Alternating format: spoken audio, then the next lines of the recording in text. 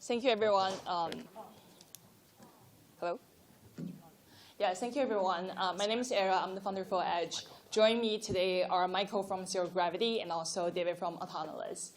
We want to wrap up today with some of the thoughts on where we are today and where we're going from here, especially with the AI Web3 developer ecosystem. So quick background about Edge. Edge is a research and development company focused on edge intelligence and open source tech. I previously led traditional investment at the Tiger Cup hedge fund focusing on NVIDIA, AMD, Qualcomm, all the semiconductor investment, which got boosted by this AI wave, and was one of the early founding team at the Galaxy Digital as well. So first, let's kind of look at the overview of AI Web3 developer ecosystem. I want to share some interesting stats and thoughts on that one. Thank you to Electric Capital. They have an interesting report this year about. So today we have about 22K monthly active crypto open source developer in the ecosystem. However, this number dropped by 24% last year. Why? Maybe bear market, back to Web 2, or probably look into the whole entire Web3 and also AI Web3 space a bit. Interestingly, so when we look at the project landscape, we actually see a massive growth. For example, BitTensor sees significant expansion in their development activities in 2023, and a massive surge in their subnet registration costs as well. And in fact, according to Crypto.com research, we see the total AI token market cap exceed 10 billion today, and with leading some of the token investment return over 200%. Sounds pretty good, right? So with all of the research going into it, we see roughly about 60 to 70 active projects are building, deploying in the space from info level to all the way to application. Then we had a question, where we are today with all the builders, how mature they are. So we decided to do a bit experiment. We launched the first applied-focused AI Web3 Summit and Hackathon starting with Stanford. And thank you to all our amazing partners to make this possible for this experiment. And here are some of the interesting findings. Number one, narrative gains the spotlight, but developer maturity has miles to achieve. We talked to 25 projects who are at Stanford, and as well as I've been to 7 different conferences on AI Web3 convergence.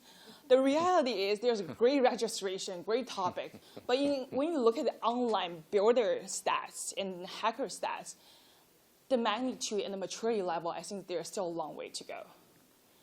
And second, when we talk about AI Web3 convergence, now I think it's becoming a lot more clear. There are 2 bidirectional convergence. One, Web3 augmented by AI. A lot of the different tooling, a lot of different applications can be augmented, become more efficient. And the other way around is more from the AI incentivized by the Web3 ecosystem there.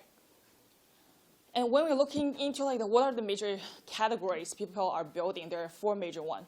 Number one, compute and model. Second one, tokenized AI economy incentive, as well as autonomous finance, or programmable DeFi, as people say. The third one is creative AI. The fourth one is kind of collective governance, look into autonomous governance ecosystem. As people will predict, most of the focus, a lot of projects right now are focused on the first category with all the decentralized GPU, inference, a lot of infra on that part. However, interestingly, we start to see a bit uptick in the tokenized AI economy incentive layer, as well as a lot on the collective governance side as well. So here are some potential ideas. We list over about 40 different sub-areas, use cases on our major website. If you're interested, take a look. We think there's a lot of different use cases can be built in this a large convergence space. So where we go from here? Prediction time, right? So here are some thoughts. We think there's a lot of, instead of all the AI meme coin might go to the moon 100%, we think there are 6 major areas that might be potentially interesting to dive into. Number one, I think as Ilya mentioned there, the emergence of intelligence as an asset class. We will see AI models or data sets, even agents become a tradable commodity there. People are working on initial model offering, a marketplace for data sets, agent marketplace as well. There's a lot of interesting potential new economy being created for this category. Second one is more on the user-centric AI and the smaller model uprise. Back in 2022, 2023, people all talk about large language model. But since last year was news research, Mistral, Paichu, you start to see the small model uprise. And we see potentially this is the year for that to see a major uptick as well. The third one is the new monetization for open source AI. Like we talked to news research, we talked to Llama, many of the traditional AI companies, they even have trouble to find a way to like monetize themselves. And how to incentivize on that part, I think a lot of great teams are innovating, thinking through about that part. The fourth one, we'll see an analogy, back in the Web3 space, like, the Fed protocol to like Fed application. Well, we see a similar analogy in the whole entire AI space as well. From Fed model to like see like a Fed application become the predominant form. The fourth one, I will probably, move it to my friend here, like with modular AI stack start to see a proliferation and agent economy for ascendancy as well. So this is kind of the overall thoughts for us. If you're interested to learn more, like follow us on our Edge AGI and also like join our hackathon as well. We also have an open source campus opening up in April with like an accelerator embedded as well. If you want to talk more about that part, find us afterwards. We want to make San Francisco a hub for open source innovation. Yeah, thank you.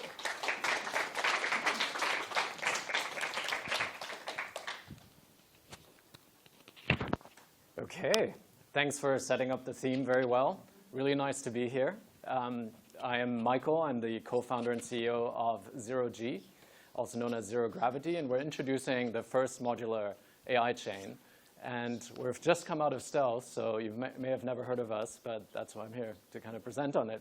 So what does it actually mean to be a modular stack?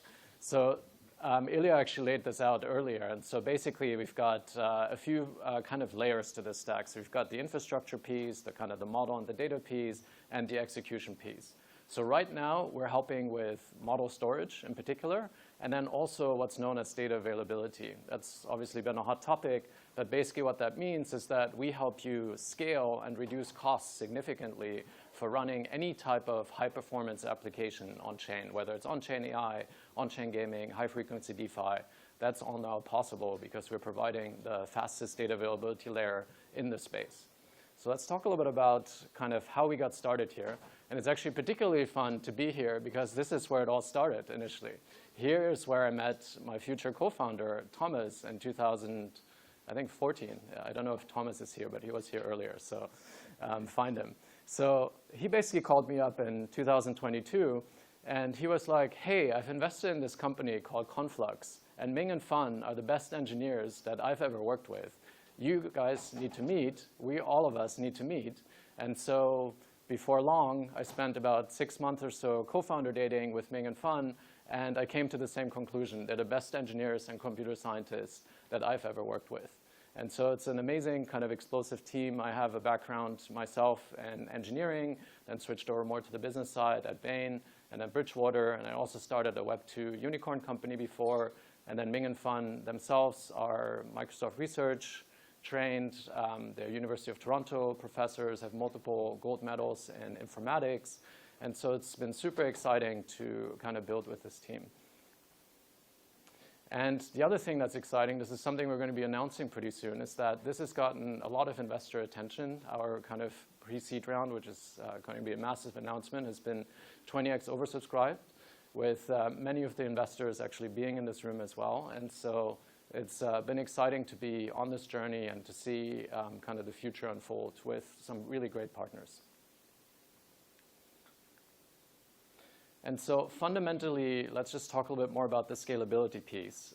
In order to make on-chain AI a true reality, it's much too expensive and much too slow to store any type of data on Ethereum today. And the basic key thing to that is that 70 to 99% of the transaction costs are really in this thing called data availability layer. And that's spent on money storing transaction data on Ethereum. And so we fixed that. Current DA solutions are not prepared to scale to 10 million plus transactions a second because you need a DA capacity of gigabytes per second. The standard today is megabytes per second. And I'll get into that a little bit more. So in the on-chain AI case, there's many ways of deploying that. You heard from, for example, Daniel about ZKML. There's also another way of deploying on-chain AI applications called OPML. in the OPML case, you actually need to store the model itself on chain first, and then serve decentralized inference traces. And in order to do that at high scale, imagine 1 million users doing inference concurrently. You need a data availability capacity of gigabytes plus once more. And then imagine getting that to OpenAI type of standards. Many, many gigabytes of capacity needed per second. And so how do we then solve this? And we solve it by essentially, first of all, doing erasure coding of specific data chunks. We have dispersed servers. We have a fully built decentralized storage network that's built in-house. We have a custom consensus network as well. And so what happens is we ingest data, we erasure code those chunks, we put them on the decentralized storage network, and then it's really up to the client. It's very programmable to figure out what security level they want, how many data chunks they want. So that's all programmable, essentially. As that's happening, we write a validity proof / KZG commit to the consensus layer. And then the consensus layer itself does data availability sampling. So basically it takes specific kind of samples to then say, OK, this block is actually now available on chain. And so this whole infrastructure, and if you have questions about it, definitely talk to me afterwards, basically leads to us being the fastest DA layer in the space. So we're about 50,000 times faster than the gold standard today, because this creates an aspect of horizontal scaling. So each node can provide about 10 megabytes per second of throughput times 5,000 nodes on the network. So you get to about 50 gigabytes per second. And we've also figured out a way to even horizontally scale the consensus layers themselves. So over time, we'll get to almost infinite capacity from a DA perspective, which then means you can truly build Web 2 type of applications on chain. So this is the first time. This is a major unlock for the space. And so from a cost perspective, it now also is in alignment with Web 2 from that perspective. And so how can you get involved? We're getting out of stealth, as I mentioned. We'll have some announcements soon. Definitely join our social channels, whether it's X or Telegram. My personal X is also up there, so definitely follow me as well. And if you want to get started before we release our public testnet, start reading some of our documentation. We have a draft Git book, so take a picture of that and follow it as well. So that's our insight. Thank you very much.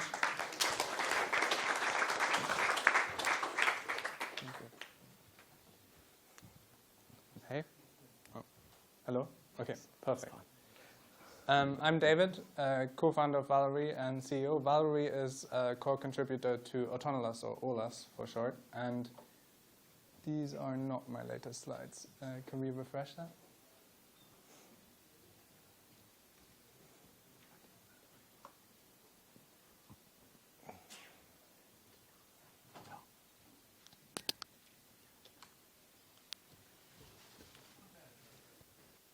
Yes, perfect.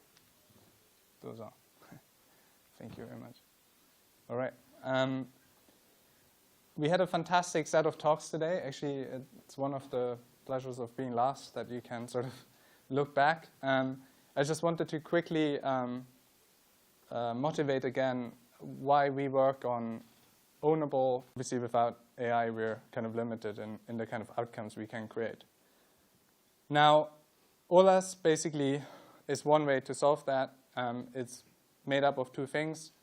It's a protocol that lives on various chains. OLAS loves all chains, so we deploy it anywhere where agents can be active on, and an off-chain stack for building autonomous agents.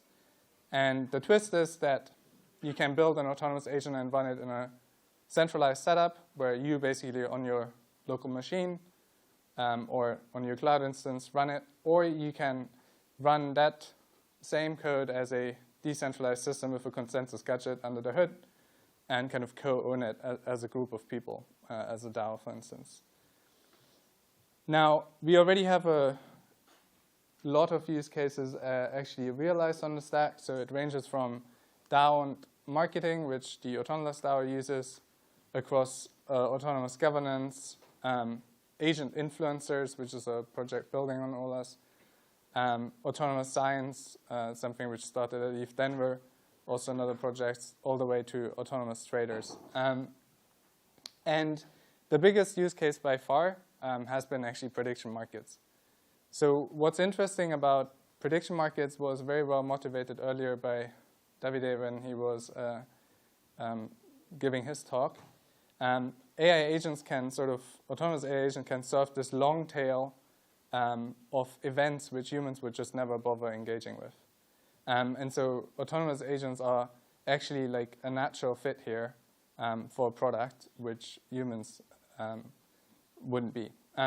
Another interesting point about this is that it is a multi-agent system, not a system of individual agents doing things. And I think that's actually where the biggest potential for autonomous agent lies.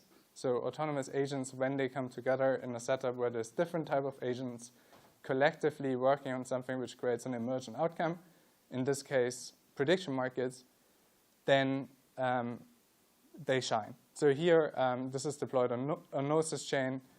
This economy has 3 types of agents, uses a whole range of protocols, which is also one of these exciting things about autonomous agents. Because they're synthetic users, you create a lot of synergies with the entire decentralized AI stack and can sort of integrate them like other human users would. Now, this kind of system has actually done a meaningful impact on the Gnosis chain. It's done over 10% of lifetime safe transactions on that chain. So safe is this multisig, which is used under the hood for this kind of system. And so recently we were asking, okay, how can we go from like basically one type of agent economy to a situation where we can create a lot of, like permissionlessly basically allow the community to create a lot of different type of agent economies which focus on different chains. But so in a way, this is one way. Well, we're kind of doing both things of what Era was presenting very nicely. There's this kind of Web3 augmenting AI, augmented by AI, which is basically the whole idea of autonomous agents, right? You give basically an autonomous agent a wallet. And then the other way around, AI incentivized by Web3. Ola's protocol is all about incentivizing different constituents, the builders, those running the agents, those launching these agent businesses and agent economies, and those who care more sort of about the financial aspects to create many, many, many different types of agent economies. So what I leave you with is, well, if you're a builder, I encourage you to come and build. And there were many fantastic protocols presented. As I said before, autonomous agents, particularly on Ola stack, is great because you can incorporate them. You can build an autonomous agent which runs on near using some aspects of the stack we just learned about, or any of the other stacks we heard about today. But if you're a protocol or a chain, and that's particularly for the Web3 audience, I think it is important to think heavily about where can synthetic kind of users, these autonomous agents, complement the experience of your human users and basically bring more traction or satisfy other kinds of KPIs on your chain or protocol. And with that, I leave you, and thank you for your time.